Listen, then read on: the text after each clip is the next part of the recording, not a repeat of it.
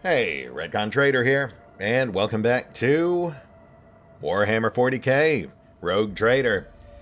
Now with extra shadows for every void. And with that in mind, I have been told we've got like, I don't know, 8, 10 new travel events all stacked up on top of each other, which is just as well, because it turns out we're actually 2 hops out from Odanithus 11, which was always 11 and not 9, and I don't know why you'd think otherwise. So, whilst our primary goal today is to try to get out there to investigate Conrad's latest plot, I suspect we're going to be quickly sidetracked. But, you know, we'll just start moving and see what happens.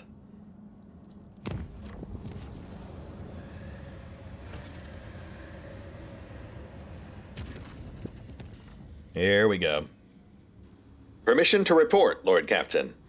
Members of a sacred cult operating aboard this ship have requested an audience. They wish to present gifts and introduce themselves to the new captain. We have a sacred cult on my ship? This is the first I'm hearing of it. They call themselves the Bloodspun Web. The cult defends the flagship from both internal and external threats. Lady Theodora held them in high regard and looked favorably upon their activities. Well, they've certainly taken their time in introducing themselves. Sure, by all means, send them in. I will commence preparations at once, Lord Captain.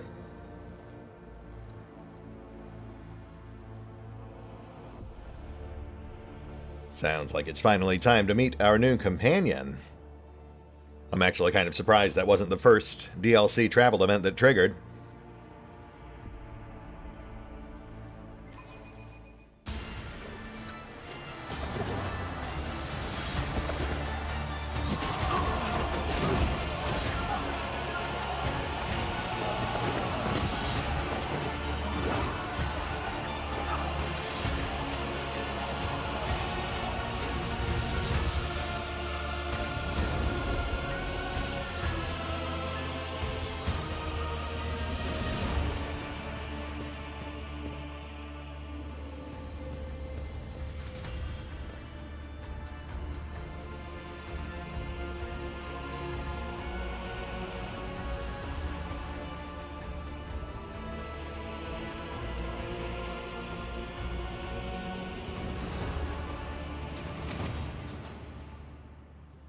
Those on deck watch in awe as the final figure moves gracefully into a ceremonial pose. Some of the officers whisper in excitement, while others murmur prayers to the God Emperor. The Undying Emperor commanded us to spin a web of blood around his children, and we obeyed. We obey still.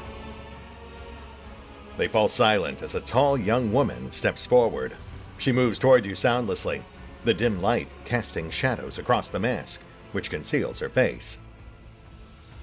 The masked cultists repeat her words in a mournful whisper. We obey still. Domin von Valancius, death has whispered your name. We disown Domin Theodora. We renounce our oath to her. The woman's slender finger has been fitted with a metal claw. She points it in your direction and gazes at you from behind her bone mask with the cold, grim eyes of an assassin. She pulls out a sinister curved blade, and similar weapons suddenly appear in the hands of her motionless companions. And now we give the gift of our blood to you. It is the gift of death. Death has whispered your name. The followers of the tenets of the web swear fealty to their new overlord and offer proof of their devotion. Their blades sing through the air, and rivulets of crimson flow onto the deck. The young woman bows her head reverently as she hands you a heavy parcel. The others bow their heads as well. They seem unconcerned by the blood that trickles down their fingers. Come on, that carpet was expensive. We give you a blade, the silent verdict. The Undying One has chosen you to wield this instrument of death. We give you one of our own, Kibella. She will be your shield and shadow. And we give you the blood of these traitors. The tenets of the web will purify their souls. Thank you. You really shouldn't have. I will make good use of it and not at all bury it in storage or regift it at all. That is definitely not something I will do with this precious gift. You have heard many stories about death cults such as this one. These devoted holy assassins of the Imperium have turned death into a form of worship for the Emperor. They are exemplary slayers and visible executioners and the scourge of traitors, heretics, and fallen souls. Many righteous people honor them as votaries of the faith, while others see their fearsome rituals as frenzied spectacles, touched by madness. The cultists are all Voidborn. Their lithe, sinewy bodies are clad in light armor, which allows them to move with an acrobat's nimble grace and strike with an assassin's swift surety. Their red and black vestments are adorned with sharp spikes and ritual jewelry. Where time and training have worn their garments threadbare, you can make out patterns of bleeding lacerations. The prisoners cower beneath the weight of your gaze. Blood drips down the tear-stained faces of the captured officers, technomats, and workers. The word has been carved into each of their foreheads with meticulous precision. Traitor, heretic, apostate, renegade. The cuts have been diligently and regularly reopened to prevent healing. Oh, that's charming. Apostates led astray by the final dawn. These traitors chose to tarnish the honor of their families. Only their blood can wash away the shameful memory of their betrayal. Okay, yeah, I mean, I guess if they are all in fact members of the Cult of the Final Dawn, I don't have much sympathy for them, but we'll see if we can dig a little deeper, perhaps. Cool, so Death Cult watching over my crew. You know, I kind of thought that's what the Enforcers were for, but I guess I can find some use for you. The Domin has discerned our essence.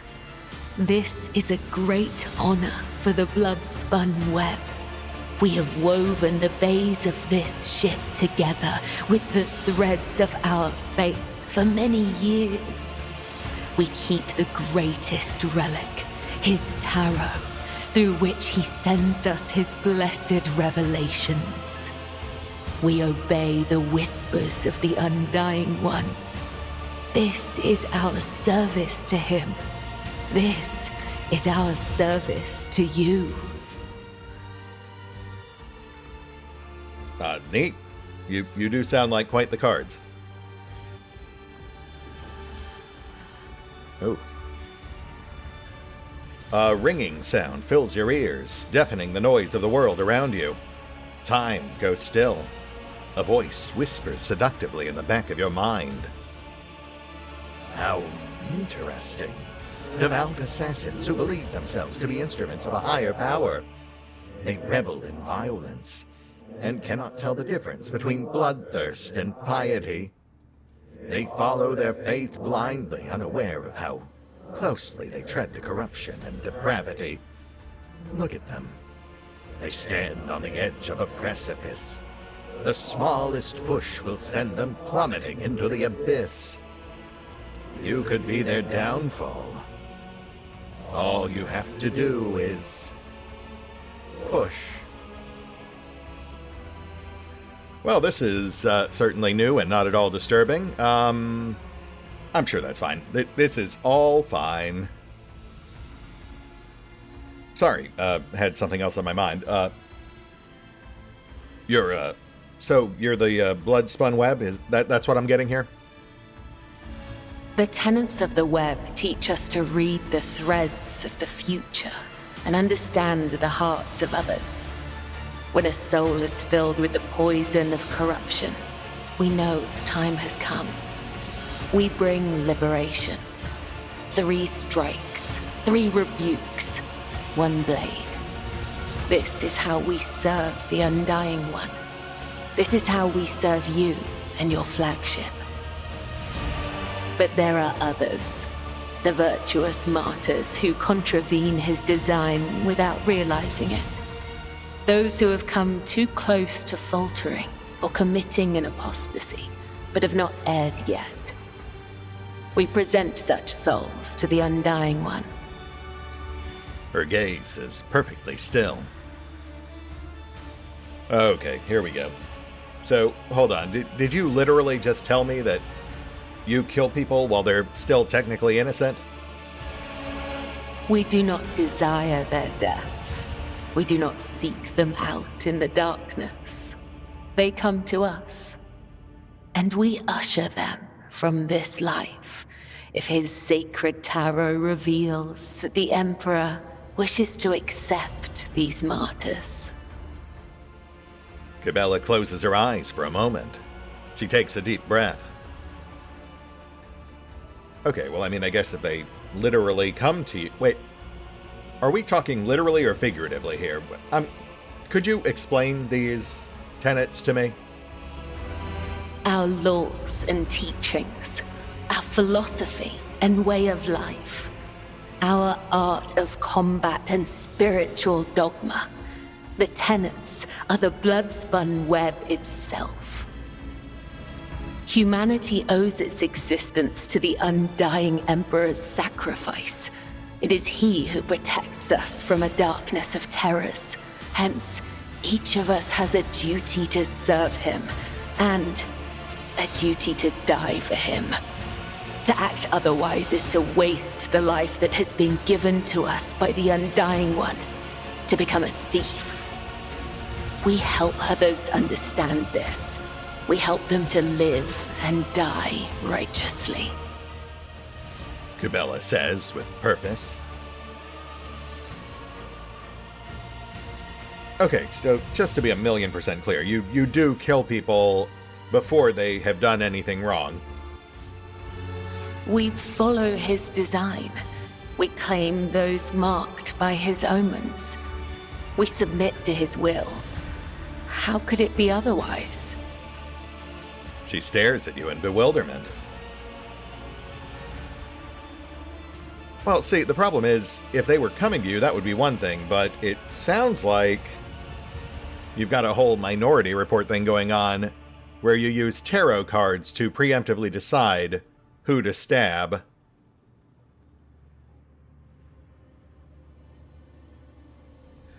You know what? Why don't we go ahead and hit the brakes on the whole preemptive murder thing.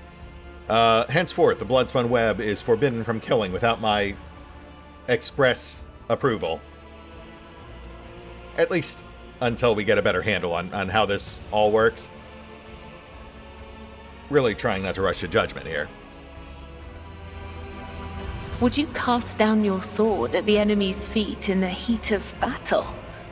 How can we be an instrument of the Undying One's will if you forbid us from serving you through the tenets? The cultists glance at one another uneasily.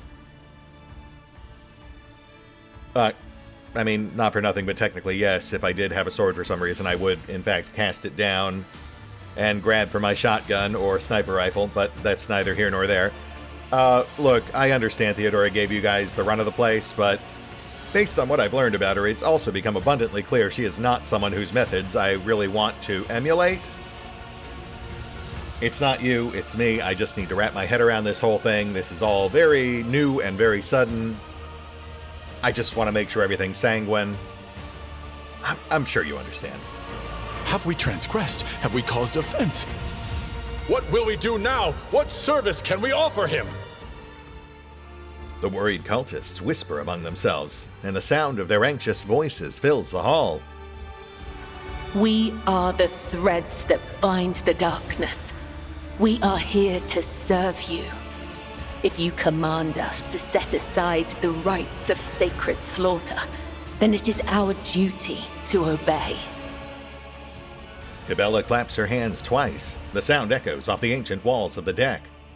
and the cultists fall silent. Well, hey, I'm glad to hear it. See? I mean, we're already off on a better footing here. Knowing that you are, in fact, adaptable does help put my mind at ease.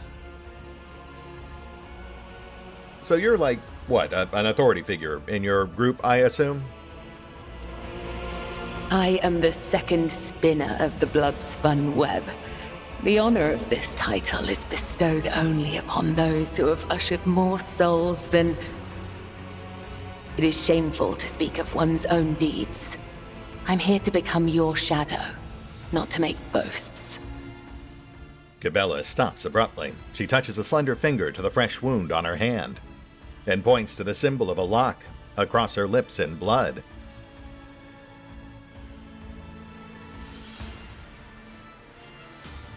Right, of course. And, just, if you don't mind me asking, why exactly did you take so long to approach me? I took over for Theodora, like, a year ago. We were not there when the blessing of death was granted to Dom and Theodora. Our failure brought shame upon the blood-spun web. We could not stand before you until we restored our honor.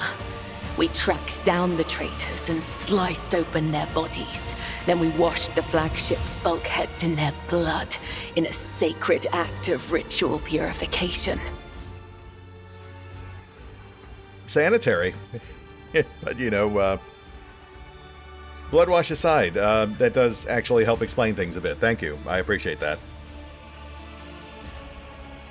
So I take it these are our pre-sliced traitors?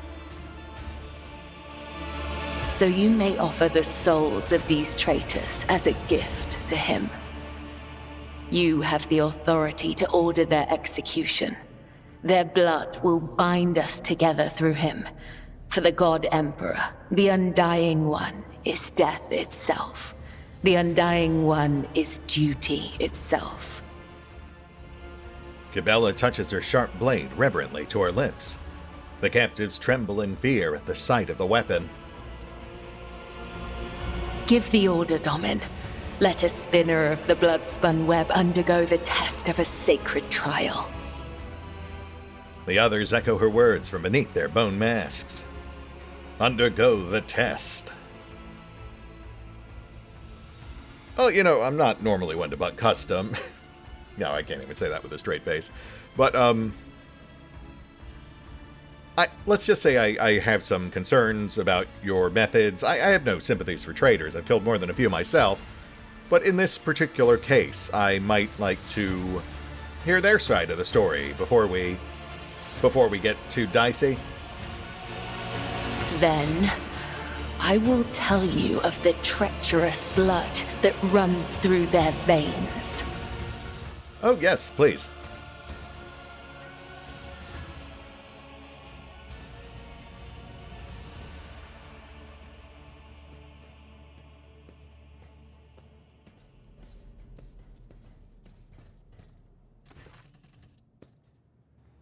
Oop. I guess we've officially gone off script. These wretched apostates were caught trying to sabotage the reactor. They are guilty of treason.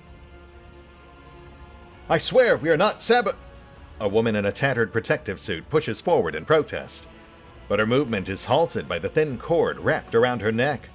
You notice that all the captives have been similarly restrained. The woman clutches her throat as a thin line of scarlet appears between her fingers. Theft of weapons, sabotage, and the deaths of the crew in Bay AL-82. Do you have proof of these charges, or are such claims the result of cultic revelations? There is doubt in the man's gentle voice. With all due respect, it is difficult to discern the truth of these accusations without evidence. Divine visions and dark portents might be reason enough for you to shed blood. But not everyone here shares your perspective. Yes, thank you, Montag. Enough, Heinrich.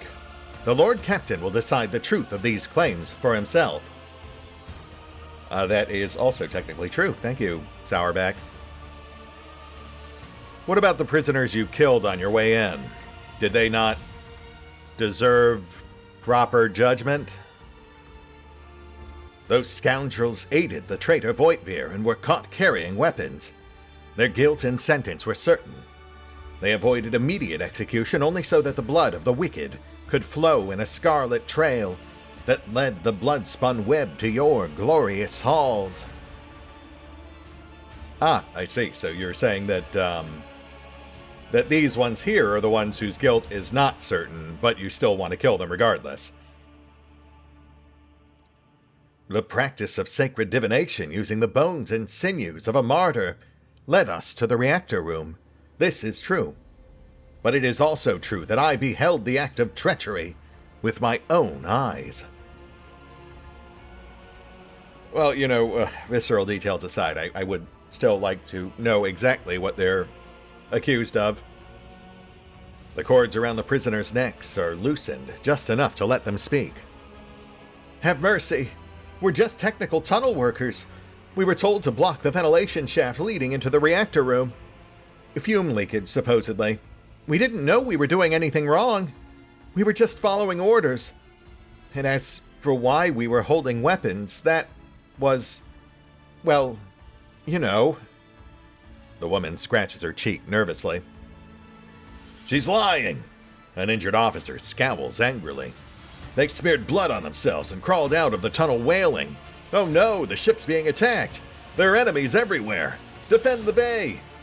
We rushed off to investigate, and they used their cutters to break into the weapons storage at the guard station. They stole guns and headed straight for the reactor room. Bone and sinew revealed your hubris.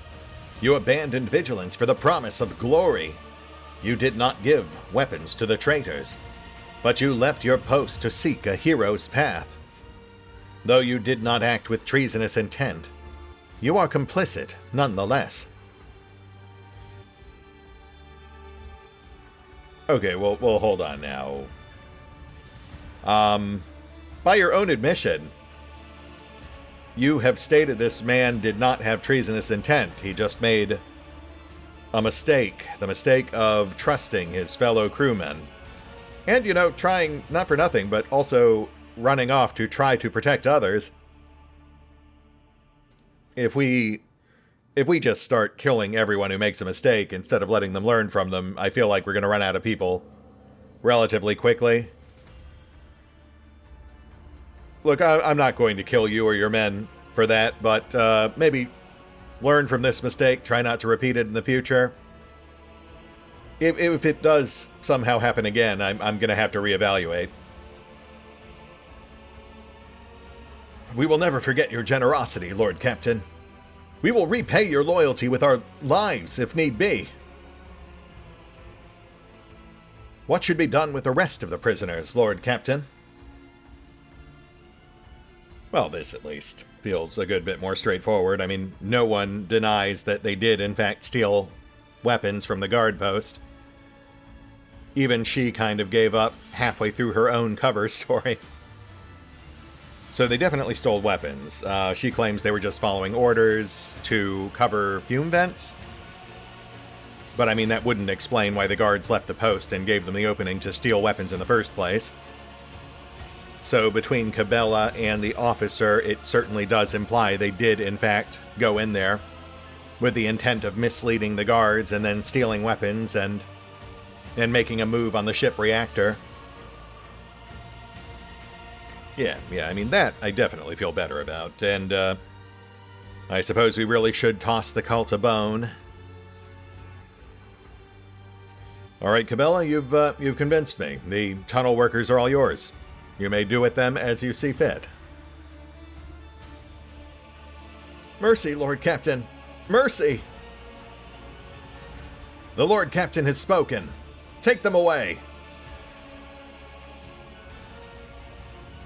I could not honor you by ushering the souls of those traitors to the other side. This troubles me, for I wish to serve you as the sword serves its master. Will you make me your shield and shadow, Daman Valen? Your lordship, the spinners of the blood-spun web were watching, tracking, and killing Von Valancius' enemies long before the warrant of trade passed to Lady Theodora. However, their Blade has also been known to cut short the lives of highly upstanding persons. The factotum swallows nervously, casting a fleeting glance at Cabela. But I certainly do not in any way condemn the deeds of the deeply esteemed cult.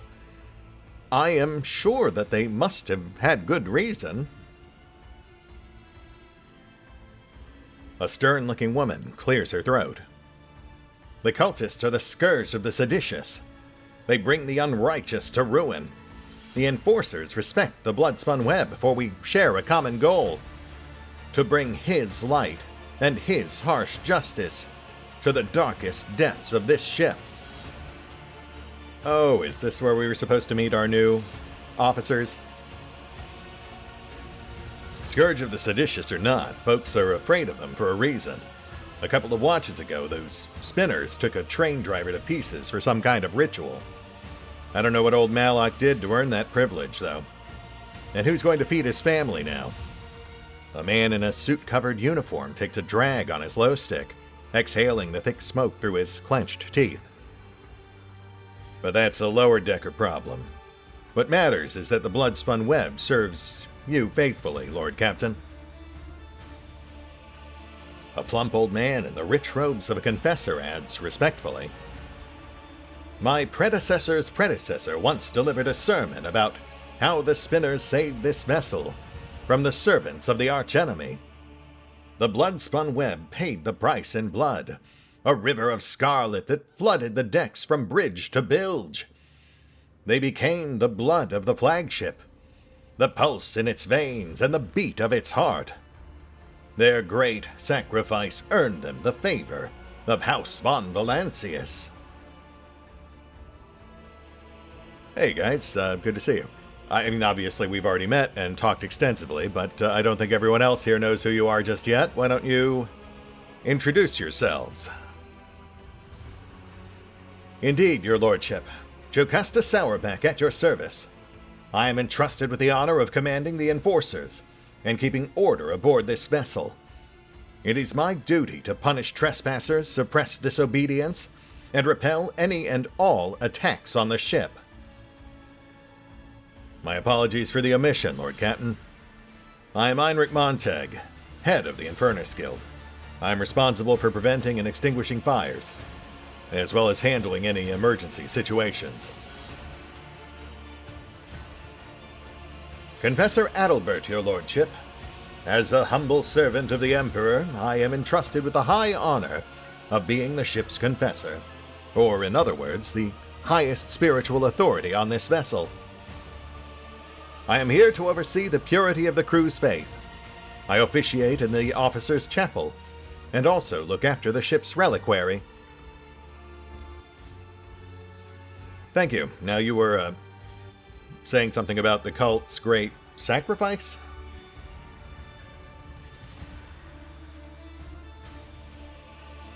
The vessel was beset by famine and pestilence during a long warp jump. The flagship wandered uncharted paths in the Immaterium for 20 cycles straight. Servants of the archenemy used the despairing hearts of the crew to infiltrate the ship, and death followed. The hungry became the hunted, the famished became a feast. The exhausted crew was too weak and emaciated to resist the invaders, but then the spinners emerged from the depths. They stood alone against hundreds of foes, yet they did not falter. They did not sleep or rest as their blade-tipped dance brought death. Though many spinners fell, the blood-spun web held strong until the flagship left the turmoil of the warp. I see. And what says my retinue, who I do see standing around the edges of the chamber, but have been distinctly silent throughout this entire proceeding? Although Lady Theodora never granted the cult an audience or brought a spinner into her retinue, she respected the blood-spun web and approved of its mission. It is strange. Their shadowy forms are swathed in darkness, yet a radiant light burns within them like a scarlet flame. I think it is a good sign. It is rare to see anyone filled with such light. even among servants of the faith. Cabela's gaze lingers on Yurliet, who looks on impassively. The Xenos is permitted to dwell in the Damon's Ark on equal footing with humans. The enemy of humanity's black heart cannot appreciate such favor, and no dissembling can hide the Inhuman's blasphemous nature from the servant of the Undying One. Not really doing yourself any favors there, Cabela. Also, really? No one else? I mean, like, Pascal, I guess, might not be interested in what's going on here, but I feel like Adira, as our resident heretic, really should have weighed in. Heinrichs? No? Argenta? Alright, I mean, obviously, we're not going to turn down the new companion. I will say, I obviously don't see her style jiving with Valen's, but she is loyal. And at least this way, we'll be able to keep close tabs on her. Probably best not to leave her to her own devices. Yeah, I guess I don't see why not.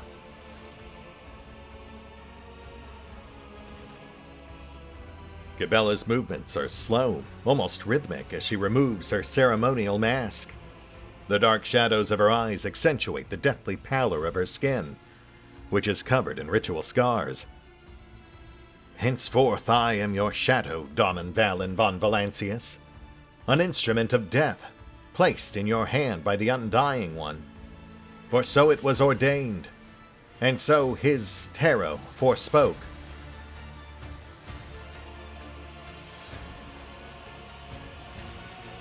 The young woman bows her head once more. I also come bearing an invitation from the Vizier of the Bloodspun Web. She wishes you to know that the doors to the Undying One's temple are open to you. Are you suggesting the Lord Captain should go down into the depths of his flagship to search for this temple? With all due respect, the lower decks are for servants and crew. They are not a fitting place for his lordship. No, I'm fine with it. Cabela, could you explain to me more about this Emperor's Tarot? Still not convinced you guys are playing with a full deck, but I'm trying to deal with it.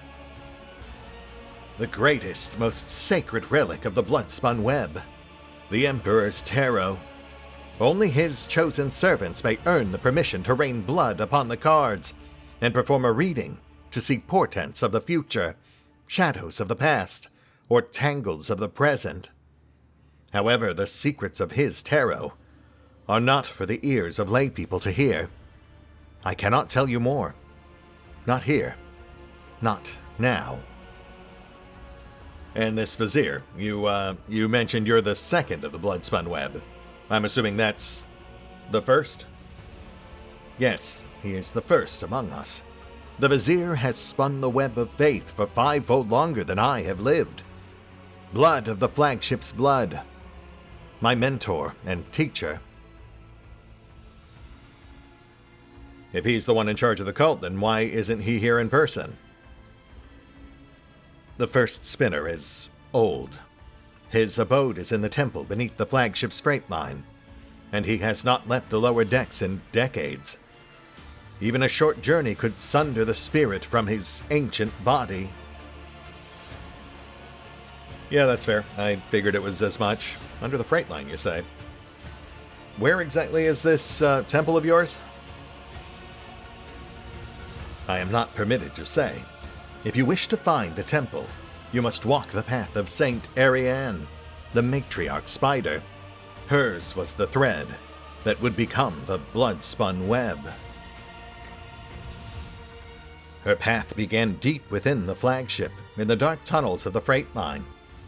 And that is where yours must begin as well. This journey will bring closer to the thread of the web. Closer to the Undying One. Closer to understanding death. Yet another trail of Monkey faith is soaked in blood and violence. You do not seek to comprehend death. You only add more limitations to your comprehension of life. Why would you want this, Alantech? I mean, honestly, mostly just because it's a plot thread and I don't want to leave it dangling. Besides, this is my ship. I should really get to know the locals. Explore their customs before I pass final judgment. Very well, I will enmesh myself in this web of intrigue. Your journey will begin in the darkness of the deepest tunnels. The Vizier awaits you. Neat. Let's hope we don't end up stranded. The cultists retreat into the shadows as Cabela sheathes her ceremonial dagger. Your blade awaits direction, Daman Valen. We will speak again when the time is right. New companion get. And I will say, based just on the description of the DLC, I was a little worried she was going to be a Camellia type. And, anyone who's watched the Wrath series knows how that ended up. But she's not entirely off the rails. I mean, she's definitely eccentric and bloodthirsty, but she's loyal. And she does actually have a real purpose, as opposed to Camellia, who is just, Camellia. Guess I really shouldn't say too much about her for anyone who hasn't watched the Wrath series, but still yet might. Suffice to say, they are both very, let's say, passionate. Also, it has not escaped my notice that Forius has not yet had a speaking role in any of these new crew events. It makes me somewhat dread the event that will inevitably officially introduce him. Though I think we've gotten some foreshadowing in that regard. What with the recent talk of famine and pestilence. Vigdis, I would have words with you. Actually, first, anything new on the box stream? Nope. Alright, well, I believe we had some other things to talk about. You are Voidborn, are you not? Much like the members of our resident death cult? Yes, my appearance comes from my heritage. Generation after generation of people who spent their entire lives in the depths of this void ship. Neither we nor our ancestors have ever left our home. But the same can be said about many denizens of the Imperium's millions of worlds. We are used to the silence of the cosmos and the voices of the ship. There are thousands of us, but we dwell far from the Lord Captain's upper decks and remain unseen. We are the Voidborn.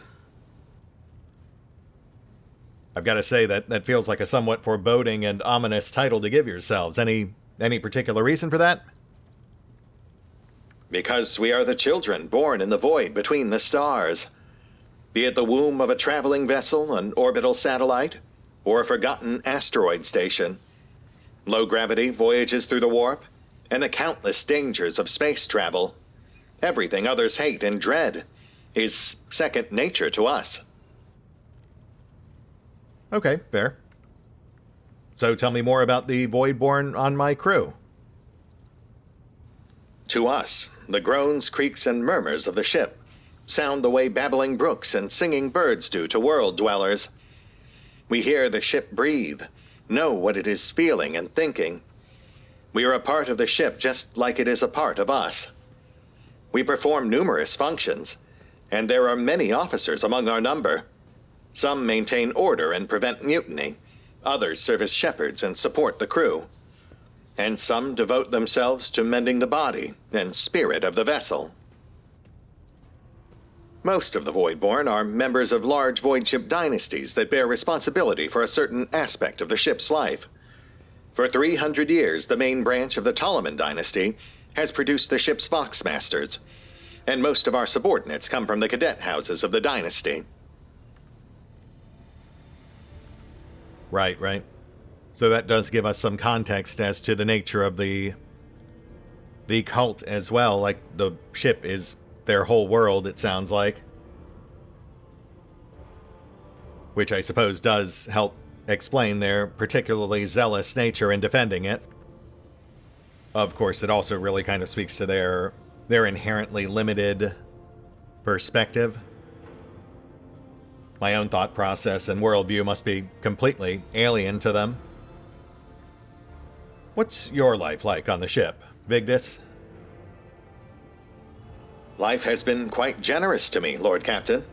I am the Voxmaster, and only the best in the dynasty can become one. By virtue of my skills and position, no one has ever denied me anything. Our family claims a spacious section for its domain.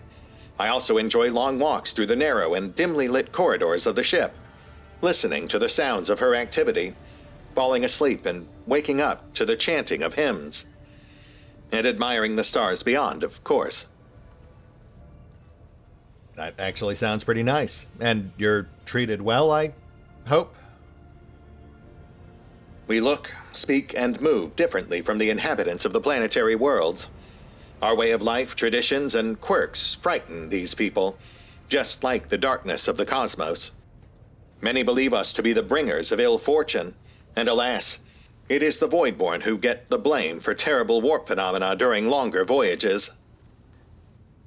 Vigdis hesitates before continuing. Several years ago, an unfortunate warp jump caused all the food on board to spoil. 15 days later, a hungry and furious crew nearly massacred everyone on the lower decks, blaming us for the misfortune and hoping to restock the larders with our flesh. I would have been killed during the mutiny had Adira Tlass not shown up in the right place at the right time. She came to my rescue, and the scoundrels' fear of her was even greater than their fear of the Voidborn. Oh, interesting. Okay, well that has to be the event that Adalbert mentioned, though the timing feels a bit weird because Vigdis and Adira aren't that old, relatively speaking, but Confessor Adalbert mentioned it was an incident that happened before his predecessor? Did Adalbert mention how long he's worked on the ship? He also did not mention the specific role the Voidborn played in this particular incident, which does provide some very intriguing context there, considering the cult is also Voidborn. You know, I was already suspecting we were looking at a potential conflict brewing between the lower deckers and the enforcers, but this might actually imply that it's a potential conflict between the Voidborn crew and the Non. So you and Adira are close. Webs of tiny wrinkles appear at the corners of Vigdis's eyes, the only hint that the Voxmaster is smiling. The Voidborn seldom make friends, especially among the captain's entourage. But you see, many consider Adira to be different. I am different too. We have spent plenty of time in each other's company, discussing regicide over a glass of Amasek. Sure, I assume you've got a tube for that. Except Adira changed after one incident, and we started to drift apart. The death of Lord Captain Theodora made her withdraw even more. I do not know if Adira considers me her friend now, but we used to be very, very close. It is good I can still look after her, in my own way. Interpreting the Voxmaster's emotions based on half a face and a Vox-modulated voice is no easy task, but you manage to catch the undercurrent in Vigdis's words. The Voxmaster is not merely saddened by her rift with Adira, she is devastated by it. Wish I'd talked to you about that earlier. Though to be fair, it was buried pretty deep in this lore dump. Vigdis, just out of curiosity, have you ever gone off the ship? Oh, I did once, and it was dreadful. It felt like the massive blue dome overhead could shatter at any moment and fall, and my bones would be crushed by the gravity. Vigdis twitches her shoulders, trying to ward off the flood of memories.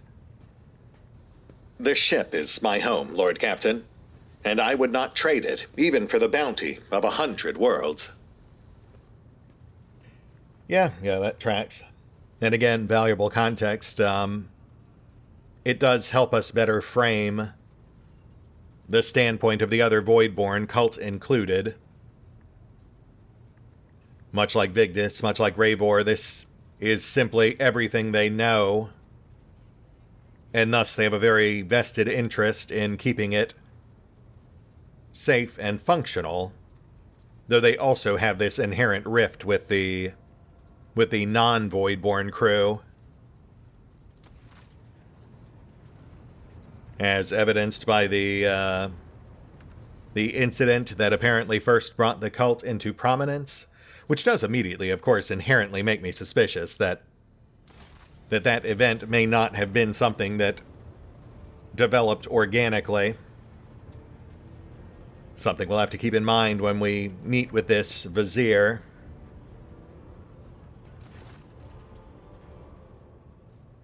Okay, so nothing new from Adira. Hey, don't mind me, just checking in. I'll leave you be. Of course. Though I do notice we have Cabela right over here within eye shot of you. I'm sure that's fine.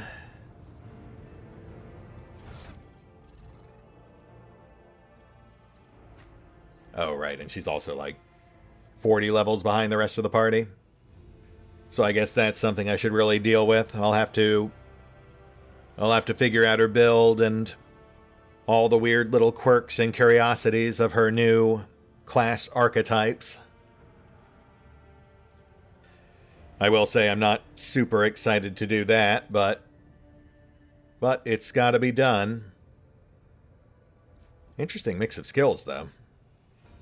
Medicae on a non-intelligence character. Oh, that's weird. Yeah, I mean, at a glance, it feels like she's a pretty straightforward agility-based melee character, akin to assassin-style Heinrichs, which is not the route we took Heinrichs, but which I did seriously consider for a while. Oh, yeah, I mean, especially with armor like that. But she's also got this whole blood gimmick, and I'm sure various other special new abilities I'll have to wrap my head around. I should check to see, like, obviously they just gave us a new quest to go to the freight yard, I think. I should see if she's mandatory for that particular quest. If she is, then I'll go ahead and knock out her level up sooner rather than later. Otherwise, I might just sit on it for a while. As previously alluded, I'm not sure I really see Cabela being a character that meshes well with Valen's particular style. Philosophically, at least, but I am curious about her. The issue, I suppose, being that if we were to swap her in, the character it would make the most sense for her to swap in for would be Yurliet, since they're both agility-based characters who can easily cover demo. And we do have Adira as backup on awareness. I will have to give it some thought. Beyond that, I will also note, I did pick up on one other oddball detail. The mention from Monteg about the cult apparently slicing and dicing a train driver, which I can't imagine is coincidental considering that the Blood Spinner Temple is said to be concealed below the freight line.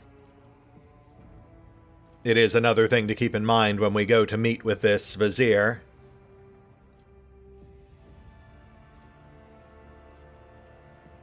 That's it. We'll hit the pause button for now. I'm going to take some time to get a proper gander at exactly what's going on with this mess, and we will pick up here next time.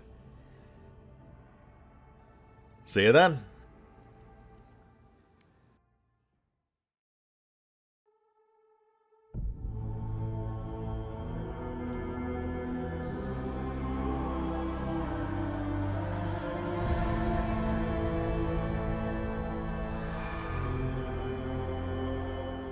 Oh, and special thanks to the Raiders, the fine folks who help make these videos possible, including but not limited to Eerie V23, Revenant, Alois, Dragon Matrix 7, Drakiith, EgonAlter, Exsellsior, Gottlieb, James Trimmier, Kazorm, Mark Giemza, Nathan Welch Jr., OverlordPherom, RandomPassrby, RobbyB, Tomasz Piątkowski, Triphoppenskip, and Valinrook.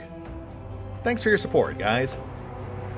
That said, if you'd also like to help support the channel, then feel free to push the buttons that do the things. Trust me, it does make a difference. Or you could even check out the PayPal, the Patreon, the Nexus GG, or the YouTube memberships. Links are in the description. We do not seek them out in the darkness. They come to us.